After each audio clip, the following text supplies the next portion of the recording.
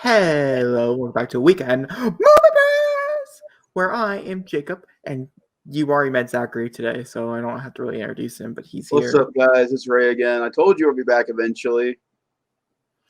You probably won't. I don't know. You might see this today. Who knows how many times he'll go live next? I'm just kidding. We got two more commentary streams for Transformers. We got episodes 3 and 4 and 5 and 6.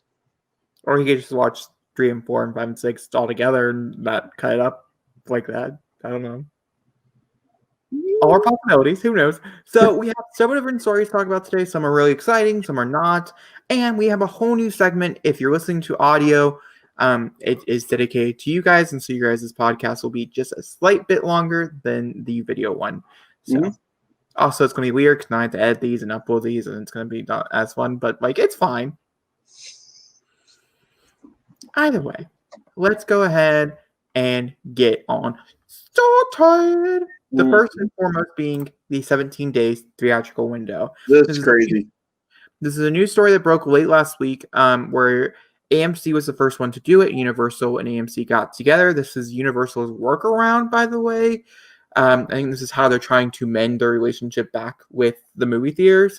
And for the time being, especially while Miss Rona is having her fun, we're going to be in theaters only for 17 days. Most movies are. Every movie going forward. At least it's going to be through the bigger change. I don't know about the smaller chains, how long they're going to keep theirs. It's specifically just Universal movies are going to be doing this, not every film. It's every film. I thought the deal was just between Universal and AMC, not every film. Nope. Disney hasn't put anything out. No, from what I read in Hollywood Reporter, this is the way they're going. This is the route that every film is going. I don't know how I feel about this. It's simply because they're trying to make sure if it's only in theaters for 17 days, that means it's very, very quickly going to be moving over into PVOD.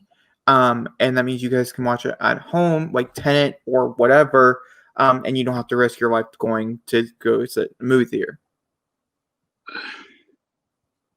That I get, but is it worth doing that to the film, though? Because now, let's talk about the end of the year now. If this is what's going to be happening, this doesn't start till next year, right? Or does it start this year? I don't know. I can Google it. Let me Google it. You continue talking.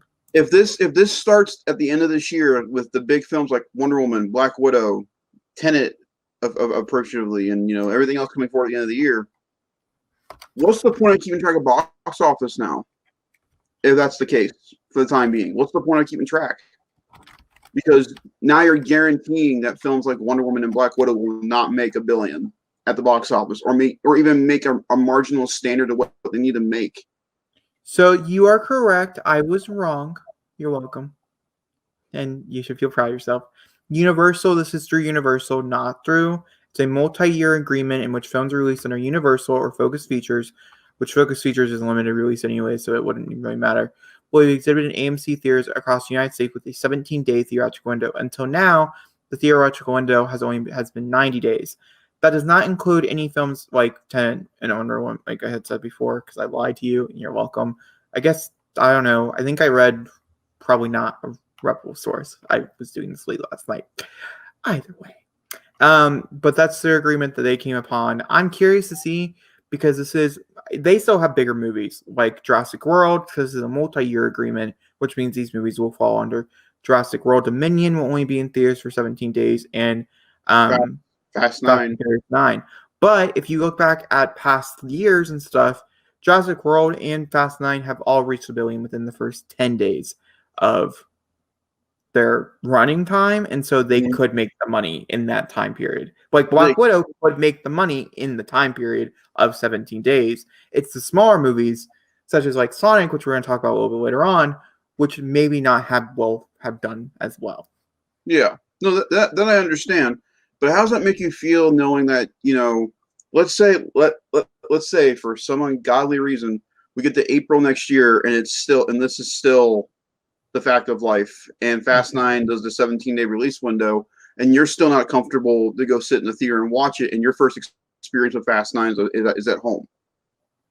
I want to let you know something. If the theaters were open today, I would be in one. So I'm comfortable with going to the movie theaters. Okay, let's not use you then as an example. That's their choice. This is the choice that they're going to make. I personally really like it. It makes it much more exclusive. How many times can I go see it in 17 days? It's like a challenge for me. I don't mind it. I think it's a workaround, especially for Universal, who definitely said they're releasing their movies on PVOD going forward. For me, this is Universal's kind of backwards way of apologizing for putting Trolls World Tour on POVD in the first place. And AMC was like, fine, we need some kind of revenue coming into our theater, so we'll give you your 17-day window just so you can press your pants and have your VOD response, whatever, which is fine. It's just we haven't heard if this is going on between any other theater chain with Universal. Like, is it just exclusively AMC, or is Regal doing it the same way? That's the other big thing I want to know. Is this just an AMC thing, or is this every theater? I don't know. This one just specifically says AMC. So if it's just let's go on the route for the sake and say it's just an AMC thing. That means that both Regal and Cinemark would get an extended time with those films. Not necessarily. It could be that Universal signed a deal that AMC is the only theaters that can put out their movies. So you have to go to an AMC theater in those 17 days in order to watch one. Then it's even fucking stupider if they're doing this, because then you're holding back from people who don't have an AMC at all near them, and you're holding them back from seeing the movie in theaters. You and I, the closest AMC theater to my house right now is a 45-minute drive. For me, yeah. Minutes. No, it's 22 minutes. I know. I went there. AMC closest near me is 45. Huh? The closest AMC near me that's a good one is 45. 22 minutes. Me and Dad went. That's how we saw The Gentleman. I know how far it is. Are you sure? Yes, I am sure. It's over in Westchester. Well, then it is that. But still, 22 minutes, though? That's not horrible. That's like going when I have a theater, a good enough theater with an IMAX screen 5 minutes down the road. But I'm not saying that's the thing. I'm just saying I have not to really... Here, let me click on Hollywood Reporter. Okay, I had to read an article because Zachary is being all picky about his words. No, I want clear. I mean, it's a very good question. I just don't know the answer to it. So let me see here. Shutters traditional. Oh my gosh! Come on, let me skip this stupid. Skip it. I don't care about the Hollywood Reporter magazine. I'm sorry. I know you guys do really well. I just don't want to read you. Mega exhibitor, far reach, film businesses, AMC. It's the largest theater plan. They do have that going for them. Okay, so going down here, more than any other Universal has pushed for. And in March, blah blah blah blah. Love how nothing is important until like the 5th paragraph. But while he's reading, we're gonna be talking about a story later involving exclusivity of something to a certain thing, and how that might affect sales going forward for other properties as well. I hate exclusivity so much. Call of Duty has always been the alpha male when it comes to being exclusivity when it comes to consoles. No more important than this past year with Modern Warfare 2 Remastered, which is now free on PlayStation Plus, by the way. Which is how I think you should get it, because earlier this year, PlayStation exclusively had the rights to Modern Warfare 2 Remastered for a month before Xbox could get it during the beginning of the pandemic, which I thought was fucking stupid. I hate exclusivity to death. I say that, and I love my PlayStation 4 and Ghost of Tsushima and Spider-Man, so I'm a picky person here. Okay, one ad. I read this whole article. 1, everything we talked about is in that article, so you don't need to read it. You're welcome. 2, it does not say. So this could be something that they are inviting people to join. I'm not really sure. I personally think if the world of the state stays where it's at and everybody continues to be in the orange and being on the verge of being locked down again, I think for the theaters to be able to reopen, I think this is the way we're going to go. I do wonder going forward if we're going to have so many big releases back to back. We won't. Or we're going to wait in between these 17-day windows, release a few big releases with them, have as much time to play as humanly possible, and then jump into a new slew of new releases. I don't know how this is going to work, and if it does continue on outside of Universal, like if this is something, because this is something that we've been talking about for a while now. I personally think a 1 month in theater, then going straight to PBOB is the much more smarter route than this. 3 weeks does not seem like enough time, in my personal opinion. I think the extra week, it's 7 days, it's 7 more days. I think it's important, or even 31 days in a month or whatever. I think it's much better, but we've talked about this before. I just don't think it's viable for a movie to stay in the theaters for 90 days. And most movies can't make it to the 90-day window mark anyways because they don't do well enough. They get pulled out of theaters earlier. And so it's not they're changing things up. It's just now it's like 17 days. If you don't watch it in those 17 days, you're fucked. This is going to be pivotal. I hate bringing these guys up. We have to bring them up every time because it's Marvel. Marvel's MCU. They are planning a 3-film process next year. Every month, we're planning on getting at least 2 to 3 movies a month. And I really, What? Next year we get like 7 films from the MCU. No, we don't. Yes, we do. We get Shang-Chi, Eternals, Doctor Strange. No, Doctor Strange is in 2022. 2021. No, it's in 2022. It got pushed, Zachary. I haven't seen the fucking. Oh God. And Spider-Man. Doctor Strange got pushed a while ago. This is not a new one. I swear it's still summer 2021. No, it's 2022. It's April of 2022. It's March, actually. I take that back. It's March of 2022. Why do they tell us these things? Why? This is where I'm getting aggravated with this whole situation now. So I'm tired of finding out release dates for films. I'm tired of it. We have a whole podcast talking about Doctor Strange being moved and the whole MCU schedule being moved. There's only 3 movies coming out next year for MCU. Okay, fine, great. I know. I'm really tired of studios putting out these release dates and then cutting back on them, saying it's not going to happen. Don't give me release dates until you are concrete in knowing what's going to be going on. Well, can't be a rough life for you for a few more months, Zachary. That's why I love the Disney Plus Marvel stuff so much, is that we have release months, we don't have release days. So I'm not planning my August around Falcon Winter Soldier right now. I just know there's a chance it could come out this month. Hey, that is this month, isn't it? It's supposed to be, yeah, but we don't know a date. That's why I'm not as stressed out about it. We just know it's supposedly coming out this month, but it could get moved to a later month, which is fine.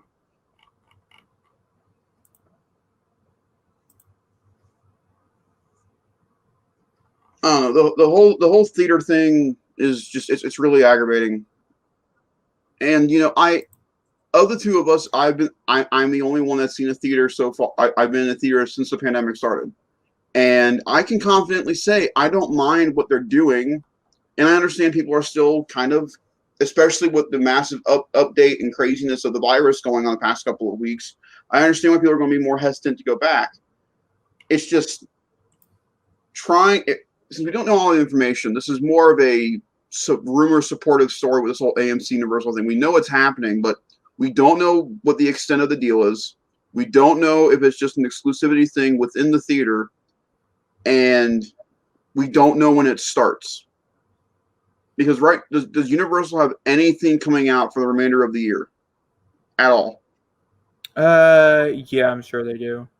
I couldn't tell you off the top of my head. Any big projects? That's what I'm curious about. Nothing small, like a big tentpole picture coming out by the end of the year. I don't think so. I think they all got moved to 2021. So I'm guessing that this deal will get more by the end of the year, but this deal won't start probably till January of next year.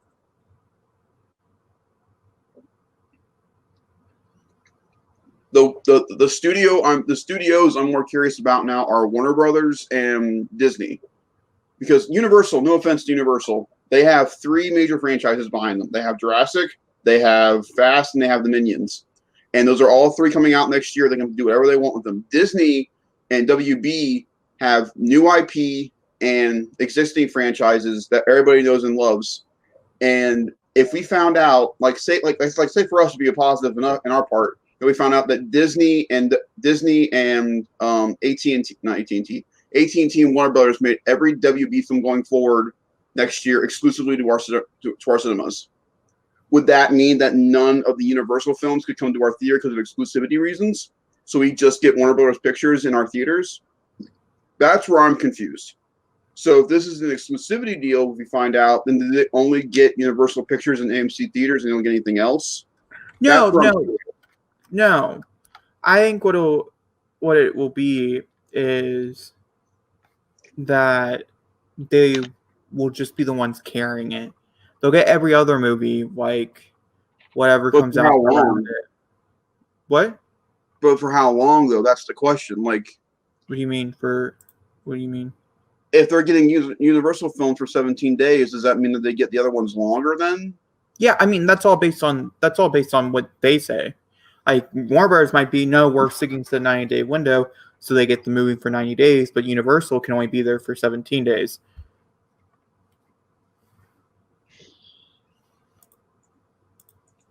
Either way, I can see this is a developing story.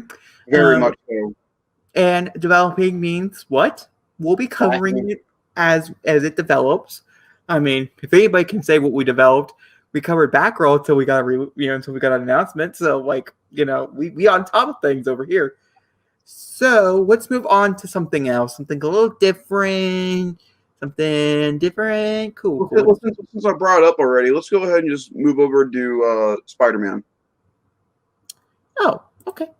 I just want to get all the exclusivity bullshit out of the way. I was gonna wait until you calm down a little and then jump over here. Do something smaller and then jump over here because you seem a little enraged. I'd rather just get it out of the way so we can get to the good stuff, because this is good, but not in the way I think it should be. So I broke this to you earlier that PlayStation posted today, about an hour, 2.5 hours ago, that Spider-Man will be in Marvel's The Avengers. It's not the Insomniac Spider-Man, which most people are disappointed with. It's going to be Crystal Dynamics' own take on the character, which we kind of knew this was going to happen because in the War Table this past week, they showed Miss Marvel and Black Widow grappling around a city. So we kind of figured Spider-Man was an inevitable thing. But my main issue is that he is an exclusive character to PlayStation. Now, I know that Crystal Dynamics has a kind of deal going on with PlayStation where we get the beta early. We get 7 days early access to the game before it launches on September 4th. We get all this stuff. That's really cool. But I don't want any characters to be curated to one system over the other. This is where I feel like the console wars really pivot from, is where all these deals come through. Call of Duty is a fucking whore. They go back and forth between Xbox and PlayStation with deals. And I talked about earlier, they did the Modern Warfare 2 bullshit at the beginning of the year this year of giving it to PlayStation for 30 days before Xbox did during the beginning of the pandemic. And while everybody else got to play the game, Xbox people got to sit there and just watch us play it, which I thought was really, really mean. And now the same thing will be with Spider-Man, except there's no 30-day window with Spider-Man then going to Xbox. He's just staying on PlayStation. There's no switching consoles. Okay. No, hold on, because you can't I'm a little shocked by you. I'm going to contest you, okay? I'm going to do it because I think it's important to contest you because you're such a huge advocate for everything to be in the middle. Everything needs to be in the middle ground. If you get this, you should get this. If you get this, you should get this. What are you, fucking Oprah? I tried my damnedest. Well, Zachary, okay, I'm going to ask you about Insomniac. I'm going to ask you about Naughty Dog. I'm going to ask you about exclusive titles to video games. Okay, Last of Us, for instance, Spider-Man, the video game by Insomniac, I could never play. I couldn't play any Naughty Dog game because they were exclusive to PlayStation. Mm-hmm. There is no way I'm ever going to get those specific games on the Xbox. No. So what's the difference about me not being able to play Halo on the PlayStation than having Spider-Man, a character who's probably going to have a huge minor role in this stupid game as it is, such a big deal? Not true. If he's a PlayStation exclusive character, he's going to get a major story upgrade. It's the same thing. Every character they can't do that. They can't do it because it's a cross-platform game. He is going to be a character that you can probably play in the multiplayer. And then they even said when you beat the game, you can switch out a few characters or however it works. hang on. I read the story. He is a post-launch hero after the game launches in 2020. He'll be released in 2021. He will have his own gear set, his own story missions, and he'll be able to be played throughout story, war zones, and multiplayer. He's also part of the single player as well. This is not the Insomniac Spider-Man. This is a Crystal Dynamics version of the character. So that's what I'm aggravated is that it's not even the Insomniac one. They couldn't even find a way to do that. It's just a Crystal Dynamics version. That's where I'm aggravated is that why can't Xbox people get this version of Spider-Man when we already have the PS4 one? It's just a different version of him. That's where I'm and plus, you're trying to conflict two different types of Spider-Man on the same console. You have the Insomniac one now and the Crystal Dynamics one at the same time. Xbox should be able to have that Spider-Man that we can tell them apart. They're going to be hurting each other's brands by doing this because now they're going to try to promote Miles Morales with Avengers going on. I think these are excellent points. Really, really good, strong points. But you never once I can hear a button coming. Yeah, it's good, kids there. But you never once answered my question about why can those be exclusive, but this cannot? Because this isn't the game, this is the character. No. That's not how this works. You can't be Oprah and then decide when you don't want to be Oprah. It's either everything's exclusive or nothing's exclusive. There is no middle ground here, according to you. At least that's what you have been saying this whole time, as we've talked about it for 21 minutes and 24 seconds. What I am saying is that The Avengers is a cross-titled game. It is both on PS4 and Xbox. Everything between those two games, between the two versions of that game, should be allowed on both consoles. It should not be an exclusivity issue, especially when that content is free. I completely agree with that. But that's not what you have been saying. But I do agree with that one statement. It was my argument with Call of Duty. Modern Warfare 2 was both on PS4 and Xbox One. I think if you're going to make something exclusive to a platform, whatever it might be, it should be that game should be exclusive to that platform. What I was saying. Having exclusive, I want to make sure that's clear. I'm sorry. Having exclusive games to your consoles is fine, but if the game is a cross-platform between the two systems and you're keeping something specifically away from other people when they have the other version of the game. Now, again, we talked about this about consumerism and about your consumerism rights. You have the right to choose which version of the game you want to get. If you just have an Xbox, then unfortunately you're out of luck. But if you have both systems, or if you have a PS4, then you got the lucky side of this, which I did. But I'm also trying to see this from another consumer's point. What makes you want to buy an Xbox? When you see Halo. What makes you want to buy a PS4? When you see Ellie, Nathan, or Spider-Man now. Those are the big three. It honest to God is. But imagine seeing the Avengers on both PS4 and Xbox. I guarantee you, even if you've never played the PS4 version of Spider-Man, seeing Spider-Man being an exclusive character on PlayStation will make you want to buy the PS4 or PS5 over the Xbox. I already want to anyway. And so it's aggravating because if it is a cross-platform game, Spider-Man should not be contained to the PlayStation. He should be able to play it on both systems. If they have the mechanics for him, why hold him back? Because there's nothing Spider-Man related on Xbox. Nothing. You guys deserve to have the time to play with them. And I'm saying that, and I'm playing my version. I do wonder, just like other exclusivity games, such as Tomb Raider was exclusive for a year. Two sequels that followed, they were exclusive for a time period. I do wonder if this will be the same case because if you look on Twitter right now, it's a pretty big deal, and a lot of people are very, very mad about this, understandably so. And I do want to mention that I'm mostly on the side of Zachary with this, but I think a great conversation is when you look at the counteract of what he is saying, and also gets him a little riled up and stuff, and it makes the conversation much more interesting. But I think him saying everything should not be exclusive and take us away from the fact of choosing a console. If everything was the same, then it wouldn't matter and there would be no war. But that's why I took back what I said, and I meant that games that are cross-platform between the two systems, having an exclusive part of that game taken away from one version of that game to the console, I think is stupid. So I'm for the first time ever, I can say this on Weekend Movie Bros, for the first time, I agree with Twitter. Wow. Crystal needs to look at this and really go, "Wow, we fucked up." Last time it was, oh, he was wrong. He lied to me. This time he agreed with Twitter. I What is agree this with you. world? What is this world? It's absolutely ridiculous. If Avengers was a straight PS4 exclusive game, I wouldn't say a word.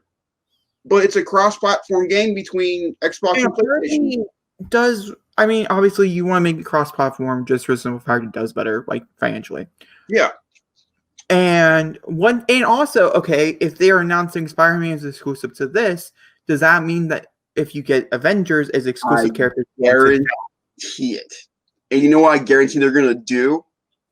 Is they're gonna put your guy as the Xbox exclusive. We got Spider-Man, you guys are gonna get Deadpool. I don't know if Deadpool's gonna make an appearance, but when I'm talking about, like, I mean, there's been rumors of like bigger characters such as like Captain Marvel and those type of things that are rumored to have abilities and have the option of being played. There's a whole bunch of characters they have ruined for years now with this game, and are now, since we're looking into exclusivity of characters, are they going to start throwing them off? Oh, but Xbox can only play with this character. They should do it like Mortal Kombat. Yeah, combat packs. Make us buy them. Like, I think a part of the problem is the fact they already announced everything's going to be free going forward. Yeah. You're not paying for anything, which is great. Microtransactions suck.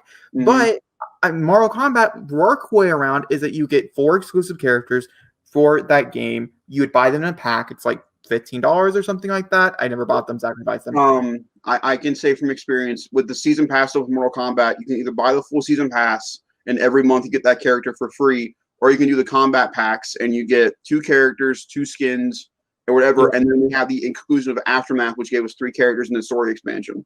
That's where microtransaction works. And that's where it works, and DLC is great, but I don't know. It's a whole mix. By the way, I can say honestly, from watching anything for the Avengers from a story perspective, if Captain Marvel was an Xbox exclusive, Crystal Dynamics would be stupid. Because Miss Marvel is a playable character on both systems, and her admirable person is Captain Marvel. Taking her away from both systems. I'm just using Captain Marvel as an example here. I'm not saying that. Who would you think if they did it? Who would you think be the Xbox exclusive if they did it? I don't know. Black Panther. It has to be somebody as big as Spider-Man, so possibly. How do you think? How do you think? Now, I wonder Black Panther announcement with that would be. I also do wonder if because Spider-Man, maybe they're thinking, oh, it's gonna be like this great thing. A lot of people are gonna be really happy the fact that Spider-Man is exclusive. Don't know why they think that, but maybe that's what they were thinking when they're coming up with this idea and they're sitting down with Sony and things. Or maybe this was the whole reason how they got Sony to agree to allowing it on their console. You know, PlayStation was like, no, we have to have something. You have to give us something. And they're like, fine, we'll give you Spider-Man. Who knows what the reason why this is why it is? But maybe because of the backlash, they're going to come back and say, okay, Xbox, you have this. You know, maybe that was never the plan. Maybe Spider-Man was only supposed to be exclusive to the PlayStation. Every other character they release going forward is for every, console. I find that to be really weird, and I don't like that either. I feel like if now, since we're playing the exclusive game, you should play the exclusive game, which sucks. But I think that's the way it should go forward. The other reason I'm aggravated about this is that Spider-Man already has an exclusive thing coming out on PlayStation at the end of the year anyway with Miles. Yeah. So you're getting a double dip of Spider-Man between both Avengers and Spider-Man Miles Morales. This is what we talked about time and time again. It is a Sony-owned property, and I get that. A lot of people on the internet are bringing up other games that Spider-Man popped up in that is cross-platformed or even Xbox exclusive. Lego. But this is different, and I'm not entirely. I don't really remember. I remember reading something about it. This is different, and it has something to do with Sony in particular. Sony is more involved now with the PlayStation Spider-Man stuff, which I get why, because PS4 Spider-Man did fantastic for the console. I mean, for God's sakes, they're opening the new system with Spider-Man again. It could be the fact that they're like, well, if you want to put Spider-Man in your game, it has to be exclusive to us because we don't want any other brand getting him. So it's not like, oh my God, PS4 Spider-Man is not this like cool thing. Now you can play it with Marvel's Avengers. You don't have to buy Miles Morales at the end of the year because you can play him in this game. You know what's crazy? This feels like the exact conversation we had about the movie version of this guy. Exactly. Speaking of the movie guy, if you guys did not know, we are actually planning on doing a movie commentary on it relatively soon. We still need to talk about that date, but it should be within the next week or so, maybe even the next few days. Keep an eye out, keep your eyes shined, and yeah, Good job, Jake. just want to put it in there. Just a little tap it. So we're both excited for Avengers because we're going to be trying it this weekend coming up. Yeah, I will be trying it and debating if I'm going to buy it.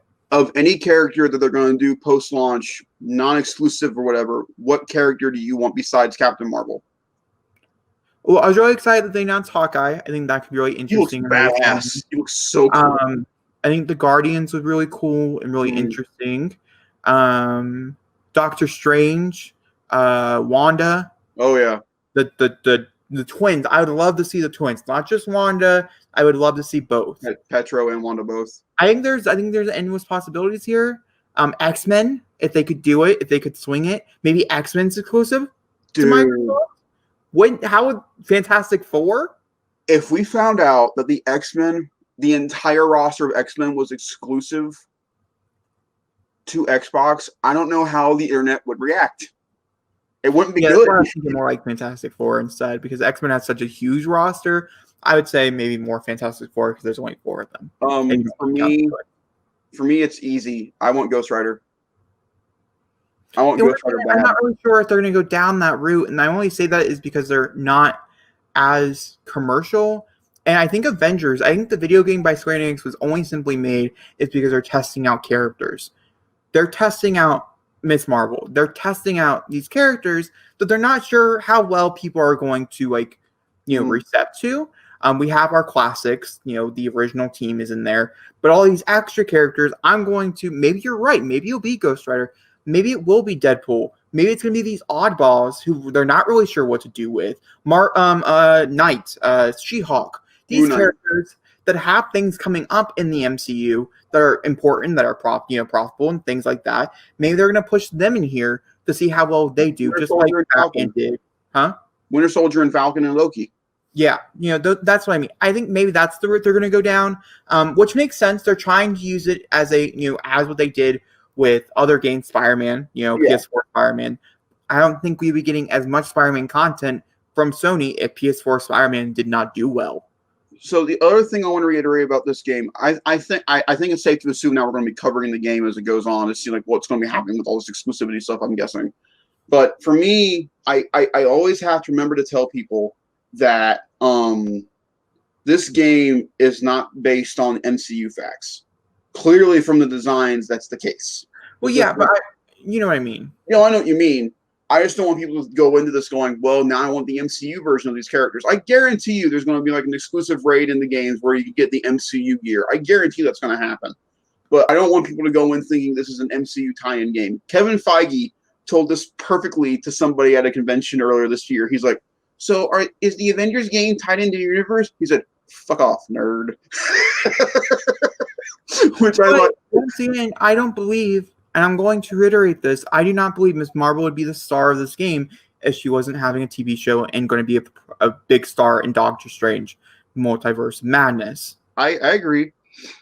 So I think that is something to keep in mind when you're talking about characters that could be popping up are characters that you could be seeing in live action. Shang-Chi, we're about to talk about him, I think has a possibility to show up because they're not sure how well these characters will be handled with audiences. Would you be worried though if they're limiting it just to MCU characters, that they're limiting themselves to characters coming out to the game? Hey, but once again, we have no idea how good the game is. The game could suck, and it could be like, oh, you're wasting your time anyways. I hope that's not the case. I spent $70 on the game.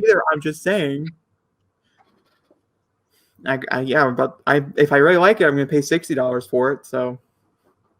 Yeah, because I got the I can't believe I'm saying this after the entire conversation. I got the PlayStation exclusive version of the Avengers game.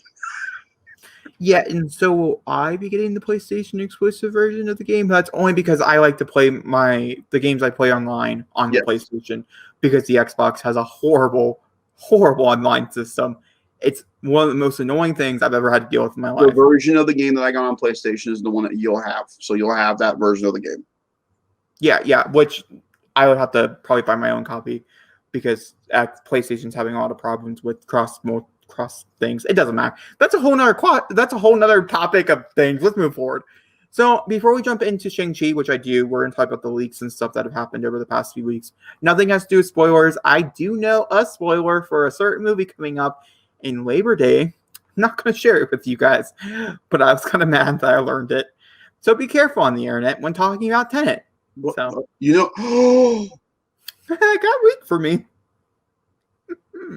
Okay, without saying anything, is it what we talked about? Has nothing to do with what we talked about. I have no idea about that one. I know about other things. That big, then I think you're okay. No, this was pretty big. Was it? Yeah, it was pretty big. Does it tie into anything? I think this had to happen within the last 10 minutes of the movie. Does it tie into anything we talked about? No, Zachary, it's nothing like that. It has to do with the movie itself. Okay. Honestly, it made me a lot more interested in the film, if I have to be more honest with you. But also, I'm like, I don't know. Be careful on the interwebs, guys. And which is weird. It's not even out yet. Like, people can't even see it, and yet these leaks are happening. So I do wonder how that's happening. Either way, we're going to jump into some smaller stories, and we're going to jump back into some bigger stories. We're going to go back and forth here for a second here. So the first thing I want to talk about is really, really exciting. The Scream Trio is back. It's officially announced 2 days ago that Courtney Cox signed her deal. The last person that has to be officially announced is Neve Campbell, but she was the person who was at the meetings when trying to redo this. And so I'm sure it's just contractual stuff, trying to get the money thing, like that type of thing. So, Jacob, I want to ask you 2 questions. Sure. Number 1, how do you think they got the 2 of them to be in the same room together? They're good. They're fine. They've done interviews together. Number 2, are you nervous about this film because Wes Craven's not going to be behind it? No, and I'm going to explain why, because I think that's an excellent question for anybody else who's nervous. I've actually had this conversation a lot in the past few weeks because of all these announcements coming out about Scream 5. So ironically, when Courtney Cox's came out, it said it was a reboot, that they were going to reboot them. That's not the case. Don't listen to those stories. It is officially a sequel. The original idea was to reboot it, and then I'd be like, okay, bitch, okay, let's hold back. Okay, let's not talk about that. No, my personal thing here is that I would have been mad if I didn't like the directors. I enjoy the directors. I think they're really well done. I really like the things that they've done before. Ready or Not, I thought was a very stylish horror film and things. And I really my attention now, buddy. Exactly. And so I really do think that's good. I like the people behind the film. I'm not sure who's writing it. I'll have to look into that since I'm not, entirely sure. But the fact that Neve Campbell, Courtney Cox, and David Arquette are all 3 coming back who worked with him for so long, I feel like there is some type of trust I put in them to be able to handle their characters. And I feel like some trust that they're going to fight to make sure it's the best it can be. And it's not going to be like Scream Season 3 on MTV.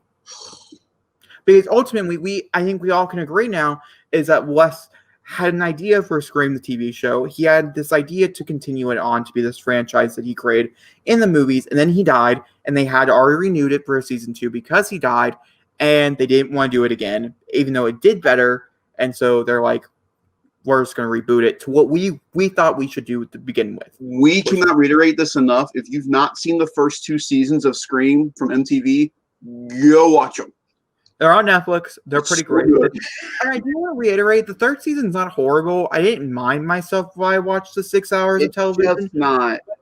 I have to say that is mostly because I enjoy the actors that are in the actual TV show. The TV show itself was very cliche. It was very predictable. I knew who the killer was.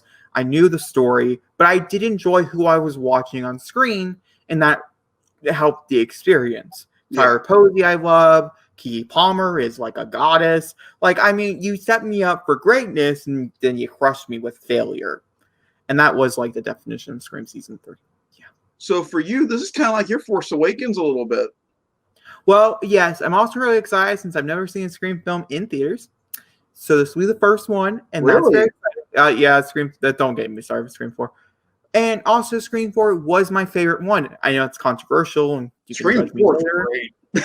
It's my favorite one. I do love it. I do love how we keep all these getting these casting announcements for it. And everybody's like, can we just bring back Kate Caribbean? Spoilers for Scream if you have not seen Scream 4, but something happens to her that she wouldn't be able to come back. I think you guys can put the pieces together there. And everybody's like, we can forget that.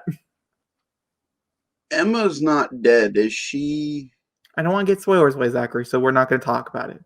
Would you want her Right. to come back though? Here we go. I'm going to wink at you a certain amount of times, and you can figure out the answer.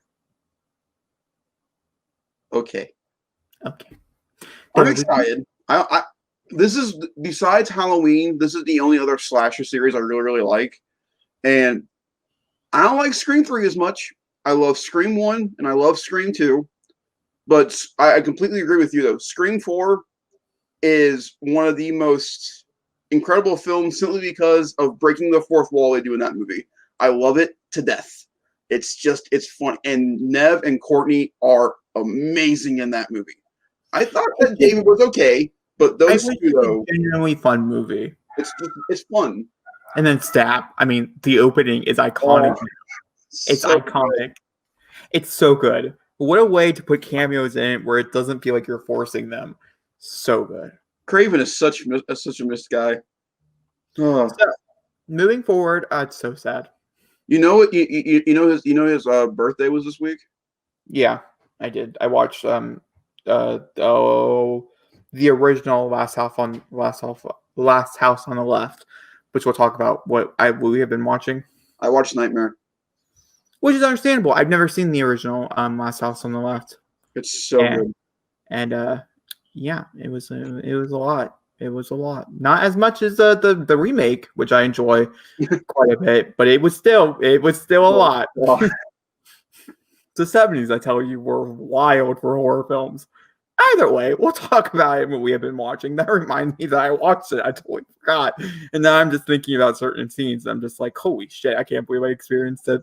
Okay, moving forward, it's not nearly as bad. It's like Straw Dogs, where you think Straw Dogs is going to be worse with its original, but the remake, they up and worse. Yeah. All right, we're going to move on to Luca. Zachary, have you heard about Luca? This is a new Pixar movie coming out, correct? The new Pixar movie. They do have an image that is sponsored with it. So last week when we talked about movies that are coming out that are slated for 2021, there was a Pixar movie that was on that slate, but we have no idea what it was. Now we officially do know what that movie is. And that movie is called Luca. Listen, for me, Pixar right now is on a winning streak. They have not put out a bad movie so far in the 3 films that I've seen from them in the past recent years. Sure. One's not the best, but I actually went back and rewatched it a couple days ago, and it's not bad. There are certain things about Toy Story 4 that are not great, but I've slowly turned around on Buzz Lightyear in that movie a lot. Buzz Lightyear is now one of the funniest characters in that movie because of how dumb he really is. It's really quite beautiful. But Coco, if you've never seen Coco, Coco is a masterpiece of Pixar's, and it's just, ooh, that's pretty. So this is what's going to be. This is the animated style. It's much different than anything they've done before, which I really like. Awesome. A nice refresher and things, and it just looks very good. The story of a young boy, Luca, who lives in a beautiful seaside town on Italian Riviera. It's a coming-of-age story about a boy experiencing an unforgettable, I think it's an adventure, an unforgettable journey, I think it's what it is. But yeah, this is. So let me ask you a question, though. Let me ask you a quick question. Does this look a little bit like maybe possibly a male version of Moana? Slightly? No. That's what I'm getting. That's okay. I think I can understand that vibe. But I was actually kind of sad. I was kind of hoping Onward did better and it would be a sequel to Onward. I want a sequel to Onward. I don't think it's time yet. They usually pace themselves with their sequels. Obviously, if you've seen The Incredibles, you know that very much. And also, this wasn't Toy Story 5. Yes. Don't throw it out there. Was a little shocked by that. I think Toy Story's done for a while. I don't think we're getting Toy Story again for a while. Exactly. I'm going to reiterate however, this $1 billion. I do want Luca. I want Luca, but I also want Onward again. There's your title right there. Onward again. There's your title. You're welcome, Disney. But no, this is exciting. Anytime Pixar announces a new movie, I get excited. Whether it's something new or something old, I always get excited. Except Cars. Hey, Cars 3 was great till the end. Jesus. If you ever want to piss off a fan, you make them watch Cars 3. but you make them watch the last 20 minutes of Cars 3, and I tell you, they're going to scream like I did in the theaters. And I can't believe that was the third movie that year that I had seen that I was much more invested in that was a kid's film than the kids around me were. And I was the person standing up being like, "You son of a bitch!"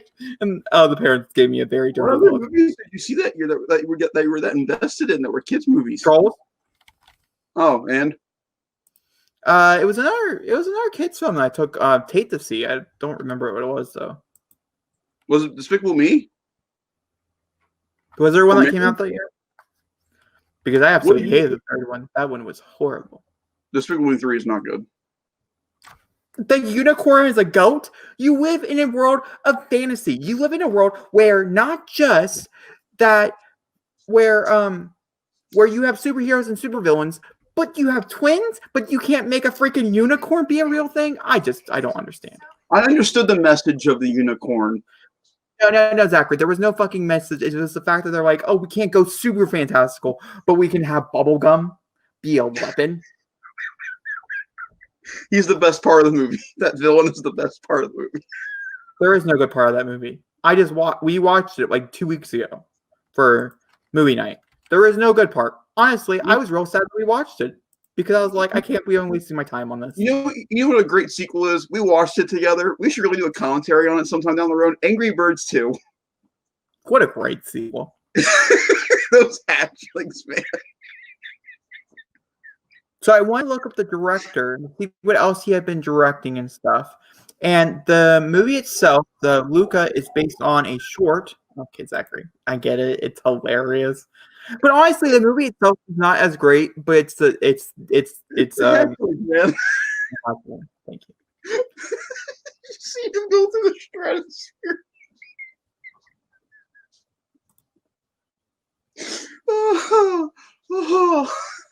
But so I looked up the director, and the director has been working on all the Pixar films, dating back to like Ice Age and stuff. Like, so he's been up with Ratatouille, he was up with Up, and Coco. He worked on Coco. He was a storyboard artist for those movies. In the art department. He's never directed a film before. Luca will be his first outing.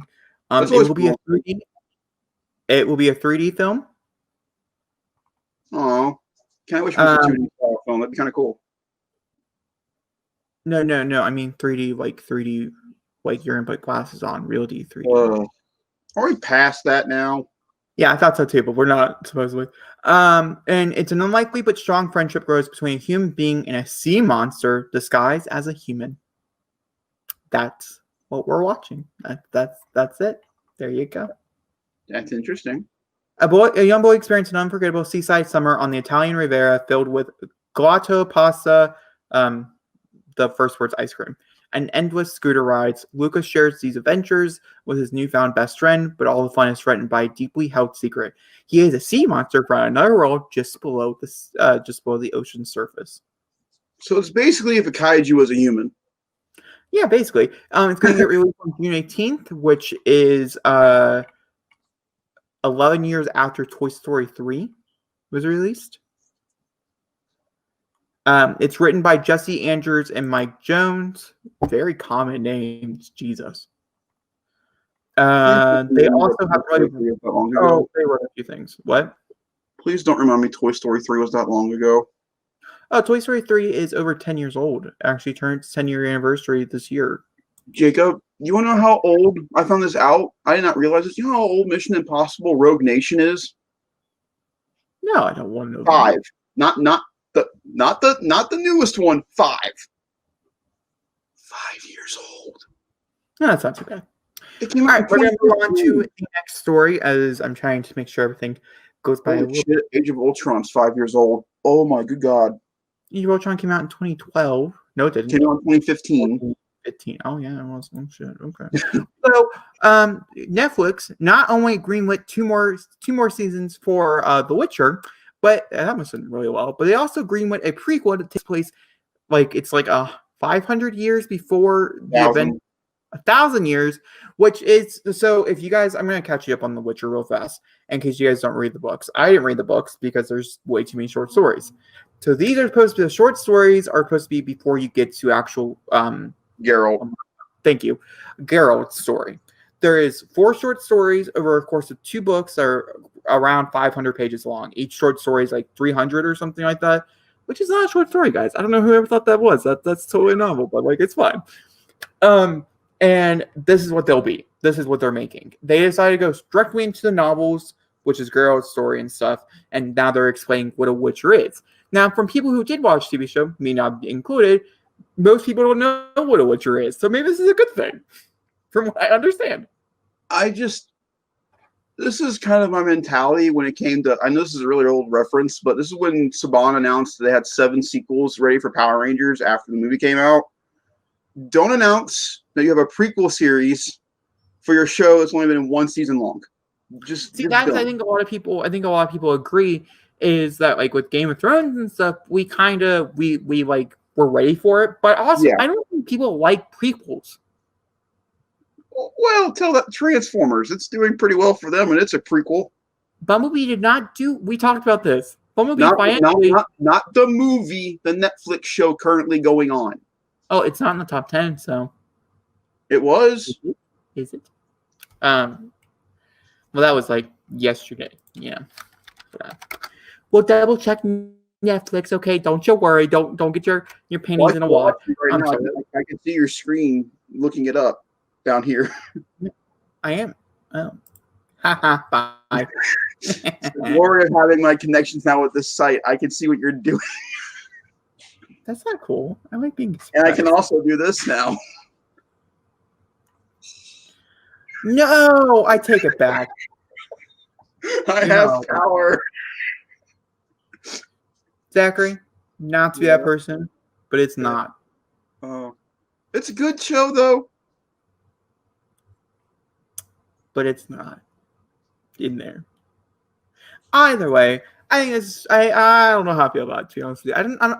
It's the same thing with like Lord of the Rings. I'm not looking forward to it. The only reason I'm looking forward to Game of Thrones is because it has dragons. Now, see, we're different with this. I'm not looking forward to Game of Thrones because that last season really hurt my interest in that show anymore. Whereas with Lord of the Rings, I'm excited to see what they're going to do with Middle Earth. With Witcher, though, good on Henry to have a show now. Really good on him to have a show. Get at least 2 seasons in before you announce a prequel. Because isn't this Netflix thing they're doing 3 seasons and then cutting it off? No, if they're doing really well, then they don't. Well, see, okay, so from what I understand now, is the reason why things get canceled and stuff is if they're bringing in no new subscribers, and there's no reason to continue, even if they do well for the service. Oh, so that's why Chilling Adventures of Sabrina got canceled. Got it. Yes. Because they didn't bring in anybody new. There was nobody that did, everybody who watched before continued to watch it, but nobody new continued to pick it up. Speaking of streaming and all that stuff, did you hear that Chilling Adventures of Sabrina might go to HBO Max? That's not shocking. I think that would be a great place for it. I think it will work beautifully over to HBO Max. If you've seen Doom Patrol, you know it will work well. If we're curious if we're keeping DC Universe, we're not. So fun fact. Because why? Because Harley Quinn's on HBO Max as we speak right now. If you want to watch it, that's where to watch it. Okay, moving on. So we have Splinter Cell anime, which caused a lot of controversy on Twitter. Which I don't get why. A lot of people want a new video game. Creators of John Wick doing a 2D style anime Splinter Cell series focusing on the early days of Fisher. What's not more you want to hear? John Wick is a version of Splinter Cell, for crying out loud, minus the goggles and spy shit. This is dope as fuck. I love Splinter Cell to death, and this just sounds like a great time. And the fact that the creators of John Wick are working on it, I think that's even better. It's even better. I'm not doubting Netflix animation anymore. They've put out too much good stuff for their animation stuff to deny that they can do it. I just feel like people want something to brag and complain about on Twitter. Complain about Spider-Man more. Complain about that more. Don't complain about Splinter Cell. Complain about Spider-Man. Anyway, Jacob, your point? I don't really have a point because I don't like Splinter Cell very much. But I know a lot of people who do, though, and it's defense. But a lot of people are hoping for a new video game. But they decide I would watch the anime. I mean, I like a good actioner, so If it's a movie, if it's a TV show, I probably won't stick around for the whole thing. If I'm being honest. But a movie, an animated movie, yeah, I'm right there. We have a breaking news story, by the way, that just broke as we speak, as we're filming. Isn't that cool? It's not really that important, but that never happens. Yeah, well, we always film at 11 o'clock at night. I don't think anything's dropping then, Zachary. It's 5 o'clock in the afternoon. We have time. 6 o'clock in the afternoon. Don't tell me that. I don't want to know those things. So it's 4 o'clock. There we go. Much better. So, the CW, like I said, it was nothing huge, but like it was something. What about CW? What'd they do? So Superman and Lois is going to premiere in January, which we already knew. Nothing new there. The cast officially got announced for everybody who's going to be a part of it. The whole cast. And that does include the children of Superman and Lois. And I just want to mention that they added a new character. A new child. Never, that I'm pretty sure has been seen before. His name is Jordan Kent. And yes, Superman and Lois have 2 boys. And I'm going to let that one just sit there for a minute. Was John Cryer announced as Lex Luthor at least? No, there is. So here we go. Are you ready? So we have Superman. I'm going to say the character's name, not so much the actors, because the actors seem to be mostly unknown. So I'm not going to mention them. No offense to those actors. Hopefully you're good. I'll watch you. So we'll find out. So we have, oh my God, it's August. I can finally start watching Arrow again. How exciting. Sorry. So we have Superman. We have Lois Lane. And I'm not really a huge fan of this Lois Lane, to be honest with you. I love this Lois Lane. I've been watching her with Supergirl and the Crisis stuff. I love her. Then we have John Kent. Which makes sense. Yeah, right. That one makes sense. Then we have Jordan Kent. Who is he? Who knows? But we'll find out. Then we have Samuel Lane. We have Kyle Cushing. Lana Lang Cushing. Sarah Cushing. And then the Strangler. The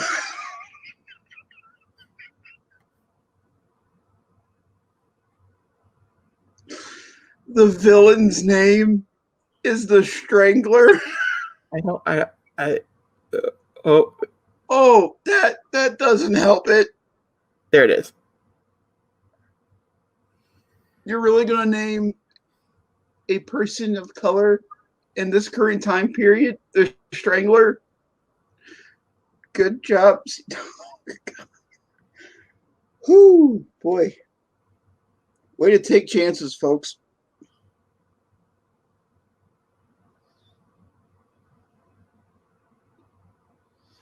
Now, from what I understand, that the reason why they have twins is because of Crisis.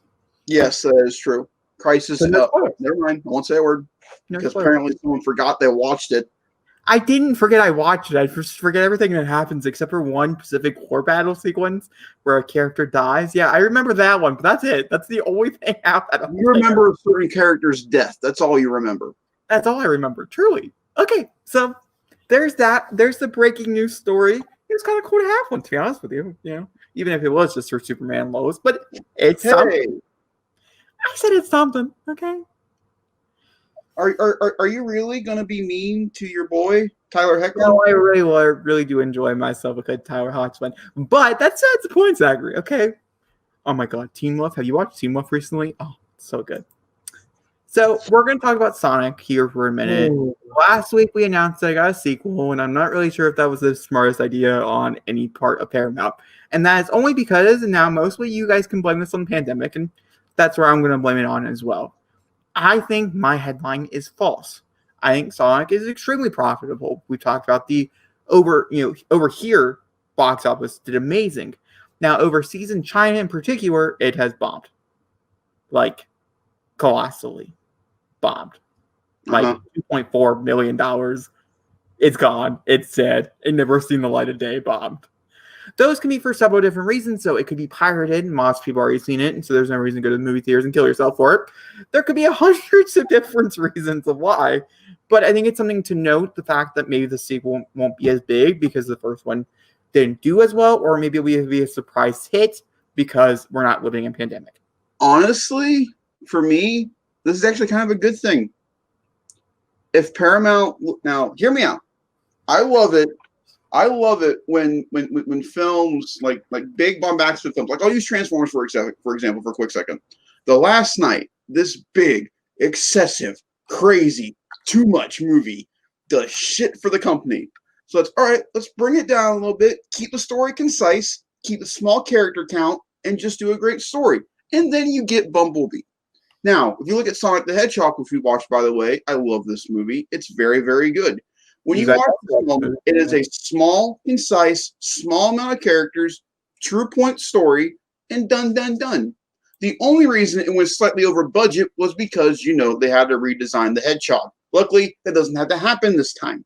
So if they can keep Sonic 2 at a relatively small budget, keep it at, the amount of characters adding tails to the bunch, do occasional stuff over in Sonic's world, let's keep it in the human world because I actually like the human world in this movie for some odd reason, then actually saying it's not profitable will keep them at the down low for the film, not try to go overly crazy with it, which I'm fine with. We don't need a crazy Sonic film. I just want a good film with Sonic and Tails meeting each other for the first time.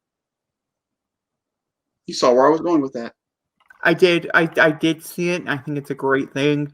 So, for instance, the movie itself cost $85 million plus $100 million if they did full advertising, which is normally about as much money you pay for advertising. So it did not break even, which is why I think it's kind of scary. It made $146 million here, and then in the time that it was able to play before everything got shut down, it made $160 million international. So it did still do well. It just didn't do well in the top chains of international, which is where the concerning comes in. If this wants to be as big a Transformers as like a $1 billion franchise or whatever it might be, in which Sonic maybe never needs to reach those levels. No. But if it wants to try to be there, it needs to do better in these other marketplaces. And I think the best way to do that is to diversify the cast. It had a great female black lead, which was amazing. It was so funny. So great. Such a great character. But now they need to start experimenting more with more diversity. Maybe add Asian characters and so forth. That's in voice work, or if that's even in as a character. Listen, I love an Asian actor as much as the next guy. But usually when an Asian actor, when not part of the story, gets thrown in, we get very racist characters. Yeah, Star Wars Episode 1, The Phantom Menace. It has to be done very well. And who knows? And that's why I said maybe it's voice work. Maybe it's not like an actual on-screen character. Huh? Transformers did that with an Asian actor, and Drift happened. Okay. My point being here is the fact if it's done well, I think it was a giant color. I think it can help the movie out significantly. Is all I'm trying to say. And that's my best advice for a Sonic sequel is to continue to diversify. Also, to get bigger names. Jim Carrey did really well for this film, but James Marsden probably was not a draw. I'm just going to be honest. Of the two, Marsden's great in the movie, but Carrey was the...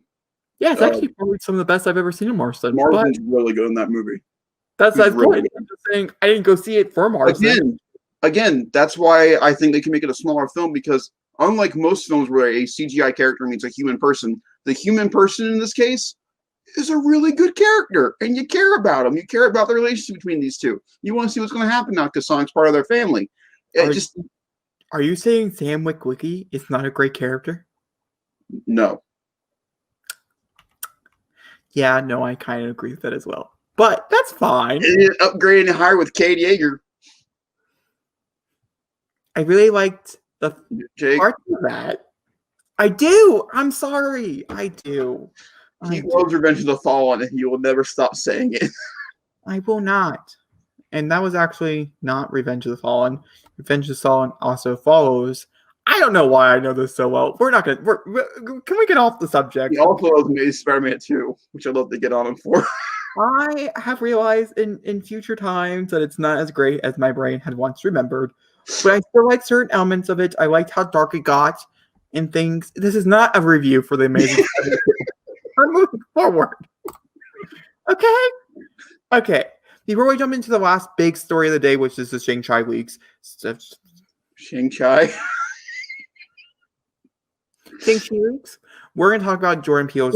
Talk about Shang-Chi. You know what, Zachary? I really don't like you having control of any of this. I want to make sure I that's... do. So,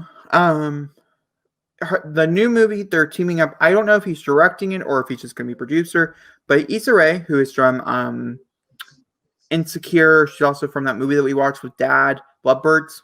Mhm. She's a romantic interest in that.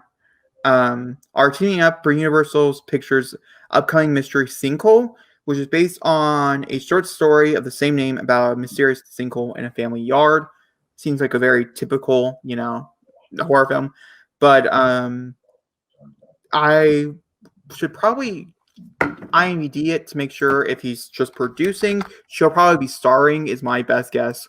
I do like seeing her kind of go outside of her comfort home of comedy and into more broader range of things. Yeah. Such as horror. Well, I always feel good when it comes to Jordan Peele's films because he always brings out the best of comedians in these darker films. Look at his Twilight Zone. He does very good bringing these really, really, really comedic characters like Seth Rogen, for example, and to do a more darker toned episode, Twilight Zone. So I trust him. Seth Rogen was a part of Twilight Zone? Yeah, he was in the second season. Oh. I heard it was horrible, so I didn't watch it. His new movie looks really good. That premieres on Thursday. The Pickle movie? The Pickle movie. Yep, premieres on Thursday.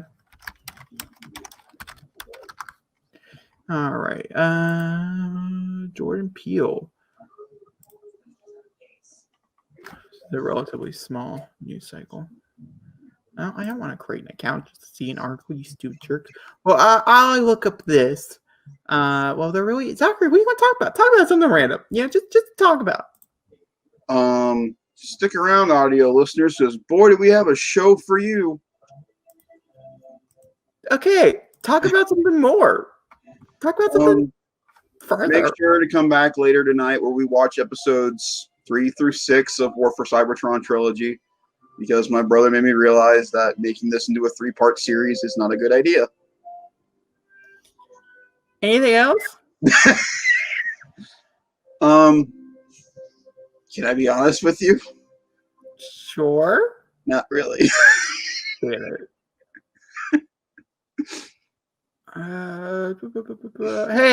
I'm trying to find something. I'm sorry. Under... He gave me control. Yes, and I'm going to take it away. I don't know how yet, but I'll figure it out. Why? Because this is not fun. I didn't realize how much control you would get, to be honest with you, when I gave it to you. Okay. Honestly, it doesn't really... I don't know. We just know a new Jordan Peele film is coming with her. With Issa Rae, which is exciting. Okay, let's move on. Oh, damn it. Fuck. So the Shang-Chi leaks that took me like an hour to find a picture of, I got rid of. So, let's see if I can't find those again. You want me to try? No, it's fine. I got it. So from the leaks, while you're looking them up, what'd you think? I actually, it's the leak itself is just of the set that they're filming on. It looks like a monastery that he's at. Okay, well, I got some above shots. I'll continue looking while we talk about it and stuff. This once again, I think reiterates the fact of the movie. It's going to be a torment movie of several different things and stuff. This is right there. Yeah, that's really cool. It's a full-on set, which is not something we're shocked about, to be honest with you. Just for the simple fact of they need to be able to film on they need to be filmed and stuff in one location, so they can't continue to move around. And so they built a fully extensive set for it, which I find to be super duper interesting. It's another view. And I want to also mention that somebody probably got fired because of this leak. Because of the fact that they're not supposed to be able to do aerial shots. And this was a news company over in Australia that did this. They went and got aerial shots of this, is how it got leaked. And those are supposed to be, you're supposed to get fined over $250,000 for trying to do this. And they didn't get fined for anything because it wasn't illegal, because the person didn't put up the right things. Whoever's in control of that. Yeah. There it is. That's cool. So we have the green screens, which is supposed to probably represent more of a Chinese background type of thing where the film is set. This is set over in Sydney. You can't film in China right now because of the pandemic and stuff. This is probably where the Mandarin is and probably where the tournaments are going to take place. And then there are 10 separate houses, and supposedly there are supposed to be 10 separate contestants along with Shang-Chi fighting inside this tournament. So is this like Mortal Kombat, but Marvel style? Yes, Zachary, this is exactly what this is. More Kombat. Yeah, I know. Doesn't it make you so sad? A little bit, yeah. Do you want to know why? Because Mortal Kombat comes out prior to this movie? Mortal Kombat comes out in January, yeah. And if Mortal Kombat's really, really good and Shang-Chi isn't, it'll feel like Shang-Chi just wanted to rip off Mortal Kombat and get the money. This will be the first time the worst acting I think I've seen in cinema. But I respect the films for a whole entire genre. You realize you just said that out loud on a podcast going on in interwebs? Do you realize I have said that 1,000 times? So honestly, at this point, I don't care. Oh boy, man, the comment section's going to be fun. Speaking of Star Wars, let's get to the audio version of this show. There. Not yet. Continue talking. That was a good segue, but never mind. It was a good segue. I'm not taking it away from you. I'm just saying I'm not ready yet. All right. Now I'm ready. So, Jacob, moving on from that segue to Star Wars, let's go talk about the Emmys for the audio-only version of this show. So if you guys don't know what audio-only sections are, this is a section if you are only listening to us on a podcast you can hear. So if you're not, we'll see you guys for the outro. About a month. There we go. Hi, we're back. Yeah, we just did an audio-only section. If you guys want to hear that whatsoever, you got to jump over to the podcast over on Spotify or Apple or whatever you like to listen to it on. But we're going to talk about our final segment, and that's what we have been watching. It was a funny segment, let me tell you. We did not a lot. You missed it, though, unless you're watching it. So what have we been watching? Oh, boy. Well, I can say it now. I've seen the first episode of Transformers. And I talked to Jake about this one before we started. I am, for the first time in a Transformers show, I am more on the Decepticon side than the Autobots. And when you watch the show, you'll find out why. It's very, very good. And Jacob, the animation is well worth just watching the show for that. Just to let you know.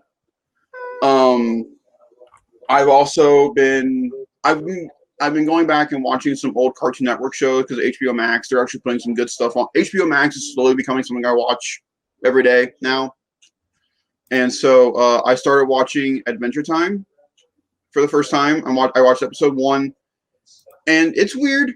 I have to get used to it, but it's weird. I started Schitt's Creek from the beginning. I started episode 1. I didn't finish it yet. I got to the part where they are trying to check in, and John's asking for the sweets with Stevie because they just got to the hotel. The whole shut up thing between David and Alexis was really, really funny. And Moira's a beautiful soul. I wish she would shut up, but she's a beautiful soul. And then let's see what else. I'm trying to think. I watched Batman: Mask of the Phantasm on my YouTube. I know it's on Netflix, but I own it, and I wanted to watch something Batman related this week for some reason after I got home from work one night. So I did. And Mask of the Phantasm is a masterpiece. It's a beautiful film. Definitely go watch it. And yeah, that's pretty much it. Schitt's Creek took a majority of my week this week. So I am planning on watching Watchmen, all of it tonight.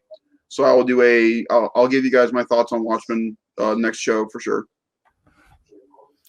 I have been watching Underworld. I just have been blown away by how much I love these movies and how much I would recommend them. They're super duper great.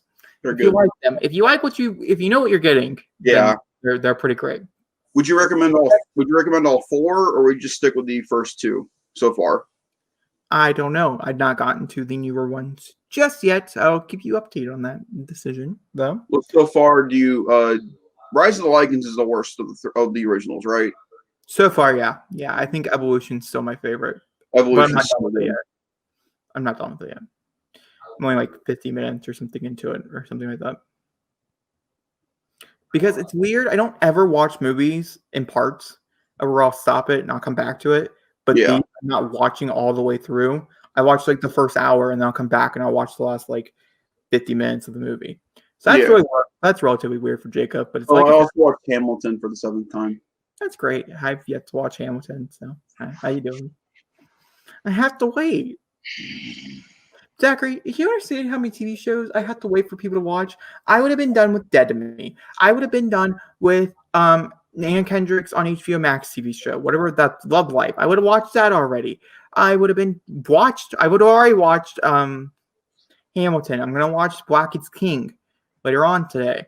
Or at some point. I'm gonna be watching Black is King. I need to watch The Lion King. I still think we should do a commentary on that one. I don't know. You didn't like it. I can put myself through. Would you rather save Watchmen for another month and we could do Lion King? Because it'll No. be easier to do that. No, I paid money for Watchmen. We're watching Watchmen. I want to watch Watchmen. We're gonna watch Watchmen. Hey, you should wait Why? till we watch Watchmen and then watch the sequel series. No. I know Watchmen. I know what happens. You know what you're reading the book. Don't do that to me. I know what happens in Watchmen. I do. You haven't finished the book. You haven't. You don't know what happens. I am being honest with you. You do not know what happens in Watchmen until you've read the book.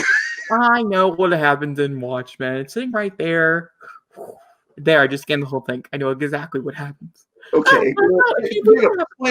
How crazy is that ending? Let me tell you. When the unicorns show up, I mean, wow. Yes. So there's no unicorns in Watchmen.